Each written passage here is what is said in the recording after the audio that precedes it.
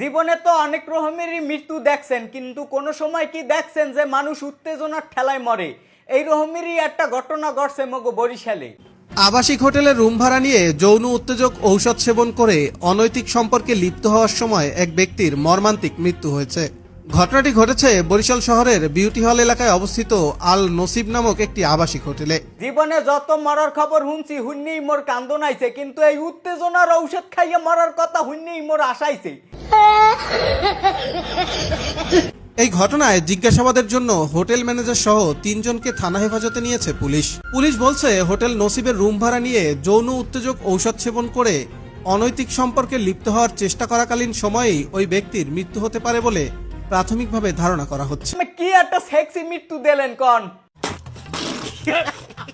যাই হোক, ভাইয়ের মৃত্যুটাও এক প্রকার শহীদি মৃত্যু, কারণ ভাই মরিয়া জাতিরে বাঁচাই দিয়ে গেছে। কারণ এই জাতি বুঝতে গেছে যে উত্তেজনার ঔষধ খাইলে মরা লাগে। আর ভাবিকো দ্বারাও একটা অনুরোধ, প্লিজ ভাইকো চাপ দেবেন না, মোড়াও চাপ দেবেন না, হুদৌদি পুরুষের পরান লইয়া খেলবেন না, কই দিলাম। আমার নেতা জাকির খান মাদকের বিরুদ্ধে জিরো টলারেন্স ঘোষণা করছে। যেখানে মাদক সেখানে অ্যাকশন দিয়ে পুলিশের কাছে ধরিয়ে দিতে বলছে। দরকার হয় দেশের সব মাদক আল্লাহ খাইয়া লাবে, হ্যাপারও দেশে মাদক মুক্ত করিয়ে ছাড়বে এরা। ডক্টর ইনুস স্যার কিন্তু বাংলাদেশের খেলোয়াড় না, উনি পুরো বিশ্বের খেলোয়াড়, তবে উনাকে কিন্তু মুক্ত করছি আমরা। মুক্ত হইরে তো ভালোই হরছেন, সামনে ফুটবল বিশ্বকাপ মেসির লগে খেলতে পারবে আনি। আসসালামু আলাইকুম।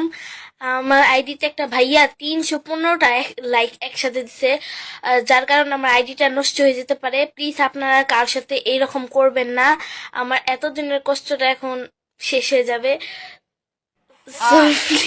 কান্দোকা ওকে, প্লিজ আপনারা কার সাথে মন করবেন না। এ পুজলি, তোরাতে মোবাইল দিলে কিডা? প্লিজ, আর মা বাপ থাকলে আর আজ দিয়ে মোবাইলটা লইয়ে যান, আর মোবাইল দিয়েন না। বাবা, হ্যাঁ মা বলেন।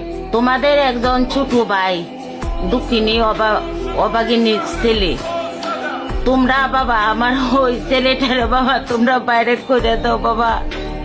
বাবা তোমাদের উপরে বাবা আমার আত্মারে ভালোবাসা আছে বাবা, তোমাদের বাবা আমি দোয়া করবো বাবা। বাবা আমার ওই ছেলেটার খুবই আবৃত্তি বাবা, বাইরে লইবেন নাকি বাবা। তোমরা যদি বাবা মায়া লাগে তাহলে তোমাদের দুঃখিনী বাইরে তোমরা লাইভ কমেন্ট করো বাবা, সাপোর্ট করো বাবা। আসসালাম আলাইকুম। আলাইকুম আসসালাম।